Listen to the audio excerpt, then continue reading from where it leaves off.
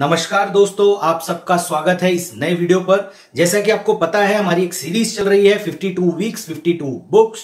इसमें आज की बुक जो मैं आपके सामने लेकर आ रहा हूं वो है cash flow quadrant by Robert Kiyosaki. तो जैसे आप रॉबर्ट कियोसाकी का नाम सुनेंगे आपके दिमाग में आएगा अभिषेक, आपने लास्ट वीक ही तो रिच डैड पुअर डैड बताई थी। सेम ऑथर, एक और बुक, अगर आप कुछ और नया इंट्रोड्यूस कराते तो अच्छा होता। बट देखिए दोस्तों, समझने की कोशिश कीजिए, एक अच्छे ऑथर की पहचान क्या होती है कि वो सिर्फ एक अच्छी बुक नहीं लिखते हैं। अगर उनका एक आइडिया है, उस आइडिया को वो ब्रेक करके लिखते हैं। तो ये जो मैं बुक आपके सामने लेकर आ रहा हूं, ये एक एक्सटेंशन है जो आपने रिच डैड पुअर डैड में पढ़ा था। देखिए दोस्तों, हम लोग यहां पे नॉवेल्स पढ़ने के लिए नहीं बैठे हैं, हम यहां पे वो बुक्स पढ़ रहे हैं जो हमारे एक्शन लेने में काम आएगी। तो अगर आपने रिच डैड पुअर डैड पढ़ी, आपको अच्छी लगी या आपको उसका एक आइडिया अच्छा लगा, तो उस आइडिया को इंप्लीमेंट करने के लिए जो आगे बढ़ना होगा वो आपको इस बुक पर मिलेगा। एक छोटा डिस्क्लेमर मैं आपको देता हूं, ये एक ऐसी बुक है जिसका ये जो कॉन्सेप्ट है ESBI का, ये कॉन्सेप्ट क्या है उसको मैं वीडियो में आके एक्सप्लेन करूंगा। लेकिन देखिए दोस्तों, याद रखिए, ये जो कॉन्सेप्ट है ESBI का, ये कॉन्सेप्ट बहुत मिसयूज हुआ है इंडिया में। अगर आपने कोई भी एमवे का सेमिनार अटेंड किया है, वेस्टीज का सेमिनार अटेंड किया है या कोई भी नेटवर्क मार्केटिंग का सेमिनार अटेंड किया है, तो लोगों ने क्या किया है, एक ब्यूटीफुल कॉन्सेप्ट, बहुत बढ़िया कॉन्सेप्ट, बहुत ही पावरफुल कॉन्सेप्ट, उसको यूज करके उन्होंने नेटवर्क मार्केटिंग को बढ़ाने का काम किया है। तो दोस्तों, आप कभी भी इसे सिर्फ और सिर्फ नेटवर्क मार्केटिंग से एसोसिएट मत कीजिएगा। अगर आप इस क्वाड्रेंट को समझते हैं तब आपको यह समझ में आएगा कि 95% वेल्थ 5% लोगों के पास क्यों रहती है और 95% लोग मेहनत करने के बावजूद भी 5% वेल्थ में क्यों रहते हैं। तो ये सब हम स्टेप बाय स्टेप समझेंगे।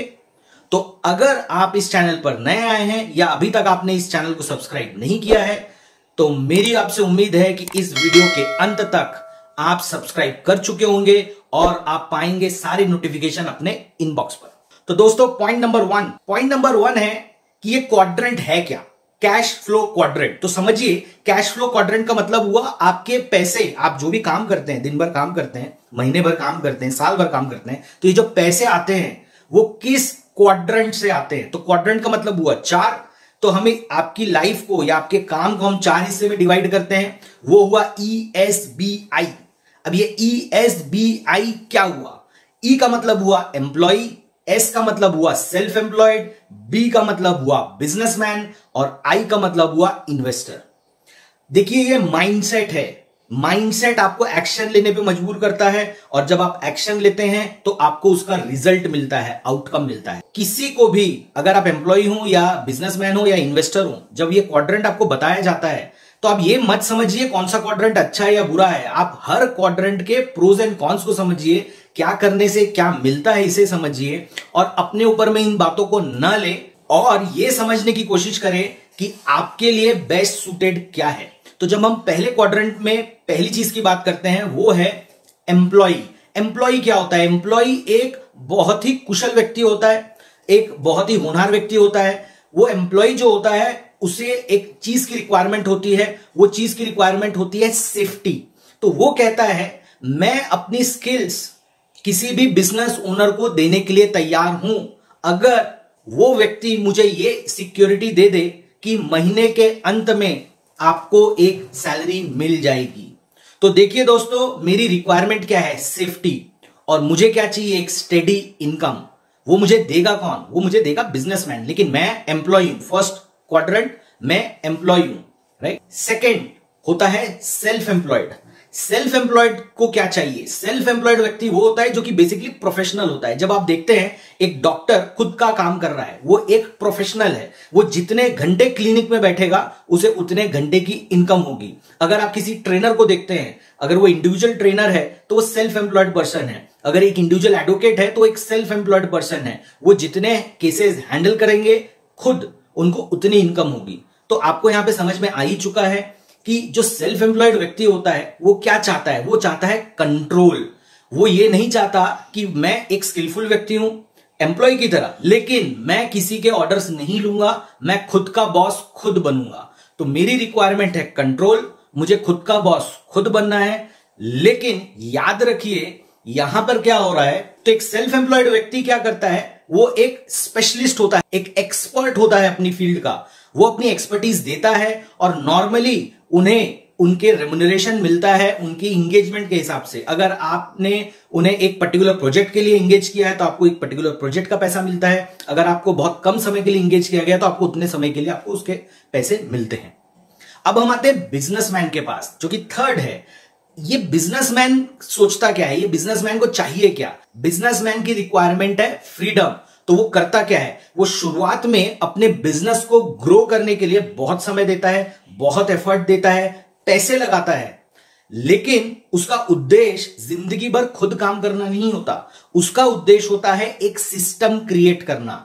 अगर उसने एक सिस्टम क्रिएट कर लिया तो आगे जाके वो सिस्टम काम करेगा, वो रहे चाहे ना रहे, चाहे वो 1 महीने की छुट्टी के लिए चला जाए, उसका बिजनेस चलता रहेगा। अगर आप एक स्मॉल शॉप ओनर हैं तो आप शायद सेल्फ एम्प्लॉयड की कैटेगरी में आएंगे, क्योंकि याद रखिए अगर आपने 1 महीने के लिए दुकान बंद कर दी तो आपकी इनकम नहीं होगी। लेकिन बिजनेसमैन, जो बड़े बड़े बिजनेसमैन होते हैं, मान लीजिए रतन टाटा है, अगर रतन टाटा ने 1 महीने की छुट्टी ले ली तो क्या टाटा का कामकाज बंद हो जाएगा? मैं ये नहीं कह रहा हूं कि वो लेंगे, बट क्या टाटा का कामकाज बंद हो जाएगा? नहीं हो जाएगा। तो देखिए बहुत बारीकी से समझिए, जो बिजनेसमैन है उसने अपना एक सिस्टम क्रिएट किया गया है और ये सिस्टम उसके लिए काम करेगा। अब आते हैं हम चौथे पे, वो है आई यानी कि इन्वेस्टर। इन्वेस्टर जो होता है वो भी फ्रीडम चाहता है, लेकिन इन्वेस्टर क्या कर रहा है, बिजनेसमैन से एक लेवल ऊपर चला जा रहा है।